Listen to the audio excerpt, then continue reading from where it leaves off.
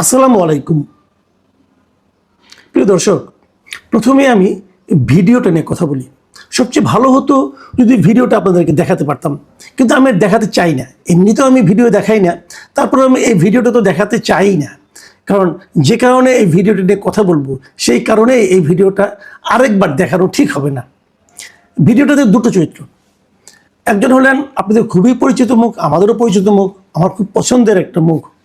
আমি ব্যক্তিগতভাবে তাকে পছন্দ করি। তার সরাসরি কথা বলতে পারার দক্ষতা, যোগ্যতা এবং যুক্তিগ্রাহ্য কথা বলার জন্য মিস্টার হাসনাত আবদুল্লাহ, উনি ভিডিওটা একটা চরিত্র। আরেকটা চরিত্র হলো ছোট একটা বাচ্চা। এখানে দুজনের কথোপকথন, ভিডিওটা কিন্তু খুব ছোট, বেশি বড় না, মোটেই বড় না। সেখানে হাসনাত আবদুল্লাহ বলছেন মির্জা আব্বাস ক্যাডা, এবং জবাবে শিশিরা বলছে মির্জা আব্বাস চান্দাবাজ। মির্জা আব্বাস ও বলতেছে মির্জা আব্বাস চান্দাবাজ, মির্জা আব্বাস কেডা, মির্জা আব্বাস চান্দাবাজ। এই ছিল স্লোগান ধর্মী কথাবার্তা। উনি ওই বাচ্চাটা হাসনাত আবদুল্লাহ সন্তান কিনা আমি ঠিক জানি না, তবে সন্তান না হলে সন্তান তুল্য কেউ একজন হবেন। তো এইভাবে দুজনে আমরা যেরকম ছোটোবেলা আমরাও করেছি, এরকম আমরা আমাদের পিতাদের সঙ্গে এরকম করেছি যে বাবা একটা কথা বললো, আমরা সেটা জবাব দিলাম। অথবা আমার সন্তানের সঙ্গে আমি এই ধরনের আচরণ করেছি, কোনো একটা বিষয়ে আমরা দুজন শুয়ে শুয়ে কথা বলতাম। এরকম একটা শুয়ে শুয়ে কথা বলার জন্য যেরকম পরিবেশ থাকা দরকার, ঠিক সেরকম পরিবেশেই তারা কথাগুলি বলছিলেন। এই ভিডিওটা খুবই ভাইরাল হয়ে যায়, সবাই দেখতে থাকে এবং নানা ধরনের সমালোচনা এটা হতে থাকে যে এই ধরনের ভিডিও দেওয়া ঠিক কিনা। এই ভিডিওটা আমাকে গতকালকে সকালের দিকে একজন পাঠিয়েছিলেন, তো এবং আমারই একজন সিনিয়র ভাই, উনি বললেন যে দেখেন এটা কি ঠিক, এটা কি নৈতিকভাবে সেই কাজটা ঠিক করলো। তো আমি কালকেই চেয়েছিলাম এটা কিছু বলবো, কালকে না বলে ভালো করেছি। কালকে বলতে কালকে আমি সন্ধ্যার দিকে বলতাম হয়তো ভালো করেছি, তারপরে কিছু ফলো আপ ঘটনা আছে, সেটাও আপনাদেরকে আমি বলবো। তবে আমি কালকে করি নাই কি কারণে সেটা একটু বলি। সেটা হলো এই ধরনের আজকাল সোশ্যাল মিডিয়ায় নানা ধরনের কথাবার্তা কিন্তু থাকে, এবং সেই কথাবার্তার প্রেক্ষিতে নানা ধরনের ভুল বুঝাবুঝিও হয়। যেমন কিছুদিন আগে এই হাসনাত আবদুল্লাহর দুটো আপনার পোস্ট নিয়ে আমি কথা বলেছিলাম। তো একটা পোস্ট হাসনাত আবদুল্লাহ দিয়েছিলেন, আরেকটা পরিচিত কথা বলেছিলাম। পরে হাসনাত আবদুল্লাহ আমাকে ফোন করে বলেছিলেন যে এই কথাগুলো তো আমি বলি নাই, ওইটা আসলে আমার না, আমার নামে অন্য কেউ চালাচ্ছে। সোশ্যাল মিডিয়ায় কিন্তু এগুলিও হয়, অন্য কেউ চালায়, এমনভাবে কথা বলেছেন উনি বলেছেন। তো ওই অভিজ্ঞতার কারণেই আমিও পরে দেখলাম যে হ্যাঁ না, ওনার বক্তব্যই ঠিক। তো সেই কারণে আমি কালকে আর করিনি। কিন্তু কালকে রাত 9টার দিকে হাসনাত আবদুল্লাহ নিজেই তার ফেসবুক পেজে, তার ভেরিফাইড ফেসবুক পেজে ওই যে ভিডিওটা, ওটার একটা ব্যাখ্যা দিয়ে উনি দুঃখ প্রকাশ করেছেন। উনি বলেছেন এই কাজটা ঠিক হয়নি। আমি প্রিয় দর্শক আপনাদের জন্য ওই পুরো ব্যাখ্যাটা, ওনার পোস্টে পুরো ব্যাখ্যাটা আপনাদেরকে আমি একটু পড়ে শোনাবো। উনি লিখেছেন, সম্প্রতি সামাজিক যোগাযোগ মাধ্যমে একটি ভিডিও ছড়িয়ে পড়েছে যেখানে বিএনপির একজন সিনিয়র নেতাকে নিয়ে আমাকে আপত্তিকর মন্তব্য করতে দেখা যায়। ভিডিওটিতে একটি শিশুকেও কথা বলতে শোনা যায়, যা বিষয়টিকে আরও সংবেদনশীল করে তুলেছে। উল্লেখ্য, ভিডিওটি নির্বাচনকালীন সময়ে ধারণ করা হয়েছিল এবং এটি আমাদের একটি ক্লোজড গ্রুপে সীমাবদ্ধ ছিল। তবে গতকাল এই ভিডিওটি বিভিন্ন সামাজিক যোগাযোগ মাধ্যমে ছড়িয়ে পড়ে। ভিডিওটির জন্য আমি নিঃশর্ত আন্তরিকভাবে দুঃখ প্রকাশ করছি। এই কাজটি করা কোনোভাবেই উচিত হয়নি। ভবিষ্যতে যেন এ ধরনের অনাকাঙ্ক্ষিত ঘটনা পুনরাবৃত্তি না ঘটে এবং রাজনৈতিক পরিমণ্ডলে পারস্পরিক শালীনতা ও সৌহার্দ্য বজায় থাকে তা নিশ্চিত করতে আমি দৃঢ় প্রতিজ্ঞ। ফ্যাসিবাদ উত্তর রাজনীতিতে ব্যক্তিগত আক্রমণ, ঘৃণা বা বিদ্বেষ ছড়িয়ে রাজনৈতিক সৌহার্দ্য ও পারস্পরিক শ্রদ্ধাবোধ নষ্ট করার সংস্কৃতিকে আমরা কোনোভাবেই সমর্থন করি না। সুস্থ, সহনশীল ও দায়িত্বশীল রাজনৈতিক চর্চাই সবার প্রত্যাশা। আমার কাজের জন্য আমি আবারও দুঃখ প্রকাশ করছি। হাসনাত আবদুল্লাহর এই যে পোস্ট আমি আপনাদের টোটালটা পড়ে শোনালাম, এই জন্যই পড়লাম যে এই পোস্টটা পড়ে আমি মুগ্ধ, আসলে মুগ্ধ। আমি খুবই খুশি হয়েছি। দেখেন, মানুষ মাত্রই ভুল করতে পারে। পৃথিবীতে আপনি একটা মানুষ খুঁজে পাবেন না, আমি আমাদের হযরত মুহাম্মদ সাল্লাল্লাহু আলাইহি ওয়াসাল্লামের কথা বাদ রাখছি, এর বাইরে একটা মানুষ আপনি খুঁজে পাবেন না যার জীবনে কোনো ভুল নাই, পাবেন না। সবারই কিছু না কিছু ভুল আছে, কিন্তু সেই ভুলটা স্বীকার করতে পারার মতো মানসিকতা, এটাই হলো সবচেয়ে গুরুত্বপূর্ণ। কেউ ভুল স্বীকার করে না, কিন্তু ভুল স্বীকার করতে চায় না। কিন্তু হাসনাত আবদুল্লাহ ডিটেল লিখে উনি ওনার ভুলটা স্বীকার করেছেন এবং উনি দুঃখ প্রকাশ করেছেন। এই যে মানসিকতা, এই যে চর্চা, এই যে আচরণ, এটাকে কিন্তু প্রশংসা করতেই হবে। আমি সেই ওনার সেই যে পোস্ট যেটা আছে, সেই পোস্টটা আমি দেখেছি এবং দেখার পর সেখানে আমি এটাও দেখেছি যে সেখানে কতগুলি মানুষ রিয়াকশন দিয়েছে, কতগুলি মানুষ কমেন্ট করেছে। আপনি শুনলে অবাক হবেন, আমি ম্যাক্সিমাম কমেন্টগুলো পড়েছি। আমি দেখেছি প্রায় এখানে যে 3 লাখ মানুষ এটাকে দেখেছে এবং মানে রিয়াকশন দিয়েছে এবং 22,700 মানুষ এখানে কমেন্ট করেছে। এই মানে কমেন্টটা, ওরা পোস্টটা 3,000 শেয়ার হয়েছে, মানে একটা বিশাল অনেক লোকের ইনভলভ হয়েছে এবং ম্যাক্সিমাম রিয়াকশনগুলি কিন্তু পজিটিভ রিয়াকশন।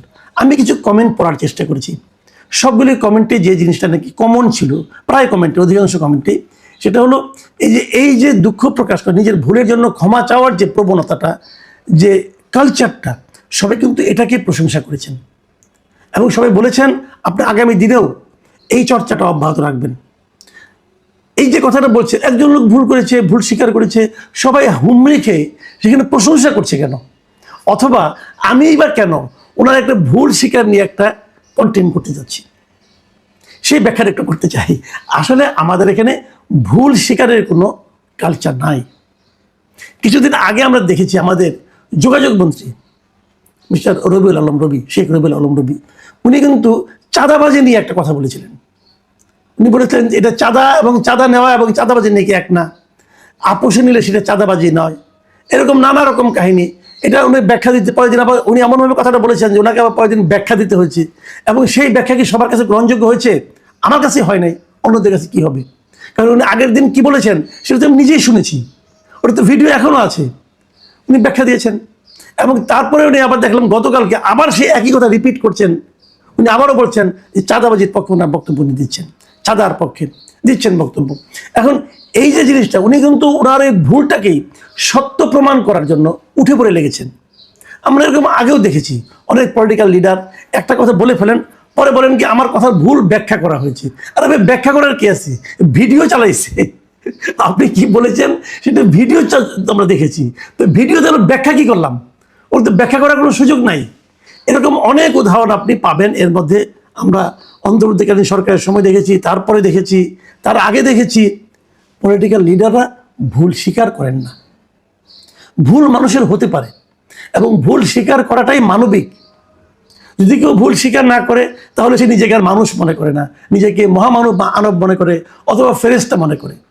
ভাই, মহামানব অথবা ফেরেশতা সাজার চেষ্টা করেন না, মানুষ থাকেন। মানুষ থাকলে মানুষ আপনাকে আপনার কাছের লোক মনে করবে। এটুকু হাসনাত আব্দুল্লাহর প্রশংসা। এখন আরেকটা পয়েন্ট একটু কথা বলি। এই যে দৃশ্যটা আমি দেখেছি, ওই বাচ্চাটার হাতে কিন্তু একটা খেলনা পিস্তল ছিল, পিস্তলের মতো ছিল, ওটা খেলনা কিনা যায় না, খেলনাই হবে, একটা খেলনা পিস্তল ছিল। এবং খেলনা পিস্তল হাতে উনি যখন বলতেছেন হাসনাত আব্দুল্লাহর কথার প্রেক্ষিতে, তখন কি এই বাচ্চাটাকে কিন্তু এক ধরনের, আমার কাছে মনে হয়েছে এক ধরনের অ্যারোগেন্সি শেখানো হচ্ছে। আমাদের বাচ্চাকে কিন্তু আমরা এইভাবে মানুষ করব না। আমি যারই বাচ্চা হোক, আমি হাসনাত আব্দুল্লাহকে বলবো আপনার এটা রিয়াকশন হয়েছে, আপনি বলেছেন এটা আপনি নির্বাচনকালীন ওই টাইমটাতে আপনি এটা কাজটা করেছেন। নির্বাচন হয়ে গেছে তাও প্রায় আজকে 3 সপ্তাহ প্রায় হয়ে গেছে। কিন্তু তো এতদিন কিন্তু পরে যখন এটা ভাইরাল হয়েছে তখন আপনি বুঝতে পারছেন আপনি এটা ভুল করছেন। যখন আপনি সমালোচনার মুখে পড়ছেন তখন আপনি বুঝতে পারছেন এটা ভুল করেছেন। যে বাচ্চাটাই আপনার সঙ্গে এই বাক্যালাপে অংশ নিচ্ছিল, সে বাচ্চাটা কি জানে যে কাজটা ভুল ছিল তার? সে বাচ্চাটা কিন্তু জানে না। সে বাচ্চাটা কিন্তু এই ধরনের ধারণা নিয়েই বড় হতে থাকবে। তার শিক্ষা কিন্তু এটাই হবে যে হাতে একটা পিস্তল নিয়ে বলতে হবে ও চাঁদাবাজ, ও ঘুষখোর, ও মদখোর, এগুলি বলতে থাকবে। এখন এই প্রবণতাটাকে আপনি এতদিন কেন করেন না? এতদিন আপনি ওই বাচ্চাটাকে অথবা ওই বাচ্চার মাকে অথবা এদেরকে কি আপনি ভুলটা, আপনি যে ভুলটা ফেসবুকে স্বীকার করলেন, সেই ভুলটাকে ওদের কাছে স্বীকার করেছেন যে বাবা এই কাজটা তোমার বলা ঠিক হয় নাই, আমরা ওনাকে চাঁদাবাজ বলবো না। এটাও আবার আরেকটা ঝামেলা আছে। আরেকটা ঝামেলা কি আছে, যে এই যে আপনি বললেন যে ভিডিওটির জন্য আমি নিঃশর্ত আন্তরিকভাবে দুঃখ প্রকাশ করছি, এই কাজটি কোনোভাবে করা উচিত হয়নি, এই যে কথাটা বললেন, কোন কাজটা করা উচিত হয়নি এটা একটু আমি বুঝতে চাই। মানে মির্জা আব্বাসকে চাঁদাবাজ বলা উচিত হয়নি, নাকি মির্জা আব্বাসকে চাঁদাবাজ আমি বলতে পারবো, ক্লোজ গ্রুপে বলতে পারবো, কিন্তু এটাকে আমি পাবলিক করতে পারবো না, অথবা ভিডিও করলেও সেই ভিডিও ছড়িয়ে দিতে পারবো না, এটা ঠিক হয়নি। কোনটা? এটা কিন্তু আমার একটা বেসিক পয়েন্ট। এখন প্রশ্ন হচ্ছে যে আপনি যে বলেছেন মির্জা আব্বাস চাঁদাবাজ, যদি এটা নির্বাচনের সময় হয়ে থাকে, তাহলে এই কথাটা কিন্তু আপনার যে সহকর্মী, আপনার দলের যে আরেকজন লোক মিস্টার নাসিরউদ্দিন পাটোয়ারি, উনিও কিন্তু নির্বাচনে প্রচারণা করার সময় সমানে বলে গেছেন। যদি আপনার বলা ঠিক না হয়ে থাকে, তাহলে ওনার কি বলা ঠিক হচ্ছে? তখন যে তারা বললো, তখনও তো ওনার এই বক্তব্য সব শিশু কিশোর সবাই শুনেছে। তো ওইটা কি ঠিক ছিল ভাই? এই ব্যাখ্যাটা কিন্তু খুব জরুরি। আর আরেকটা কথা, যদি উনি চাঁদাবাজ আসলেই হয়ে থাকেন, চাঁদাবাজকে তো চাঁদাবাজ বলা কোনো অন্যায় না, বলতেই পারেন আপনি। তো চাঁদাবাজির জন্য আমাদের কি করা উচিত? আপনি আইনের আশ্রয় নেবেন, কাউকে না কাউকে বলবেন, আইনকে মানে প্রশাসনকে বলবেন এই লোকটা চাঁদাবাজ, আমার হাতে তথ্য আছে, প্রমাণ আছে, সেটা আপনি সাপ্লাই দিবেন। সেটা সাপ্লাই না দিয়ে পাবলিককে যখন আপনি বলতে থাকেন, তখন তো আসলে আপনি এক ধরনের পাবলিক নিউসেন্স ক্রিয়েট করেন। সেটাও কি ঠিক? ভাবুন। আবার উল্টা দিকে আমি আরেকটা কথা বলি, যে এরকম চাঁদাবাজ কি তারেক রহমানই বা কেন মনোনয়ন দিলেন? তার মানে কি উনি যদি আসলে চাঁদাবাজ হয়ে থাকেন, তাহলে তো এটা মারাত্মক একটা অন্যায় করেছেন। এই এতগুলি লোক তাকে ভোটই বা কেন দিল একজন চাঁদাবাজকে? সেটা কিন্তু একটা দেখার বিষয়। কাজে আমার বক্তব্যটা হলো যে মানুষের সমালোচনা করাই যায়, নানা বিষয়ে আপনি সমালোচনা করতে পারেন, কিন্তু সমালোচনার ভাষা যেন সংযত হয়, এবং সেই ভাষা আপনি যখন ক্লোজ ডোরে বলবেন, বন্ধু বান্ধবের মধ্যে বলবেন, তখনও যেন সংযত থাকে। যদি তখন সংযত রাখতে না পারেন, তো পরবর্তীতে কিন্তু আপনি ভুল করতে পারেন। যেমন এই বাচ্চার সঙ্গে আপনি ভুলে বলে ফেলেছেন, ওটা কিন্তু অভ্যাসের কারণে বলেছেন। আপনি কিন্তু মির্জা আব্বাস চাঁদাবাজ এটা কিন্তু এই বাচ্চাকেই প্রথমবার বলেন নাই, আর অনেক বন্ধু বান্ধবের সঙ্গে বলছেন। বলতে বলতে এমন হয়ে গেছিল যে এটি আপনার কাছে স্বাভাবিক মনে হয়েছিল। যাই হোক, এই বিষয়গুলো আমার মনে হয় সবার একটু সচেতন থাকা উচিত।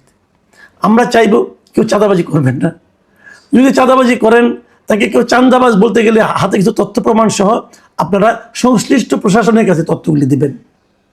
আবার বলবেন প্রশাসন তো কিছু করবে না, ভয় পাবে, তাহলে তারেক রহমানের কাছে দেন, ওনার যে নেতা তাদের কাছে দেন, এবং তাদেরকেও বলবো যে কোনো চাঁদাবাজকে আপনারা মনোনয়ন দিন না, আমাদের নেতা বানায়েন না। সবচেয়ে বড় কথা হলো প্রত্যেককে সম্মান করতে হবে যার যার জায়গায় রেখে। প্রিয় দর্শক, মির্জা আব্বাস চাঁদাবাজ কি চাঁদাবাজ না, এটা কিন্তু একদিনের ব্যাপার না। উনি অনেক দিন ধরে রাজনীতি করেন, অনেক দিন ধরে রাজনীতি যে লোক করে সে চাঁদাবাজ, তারপরে তারা লোককে ভোট দেয়, একটু কেমন যেন হয়ে গেল না?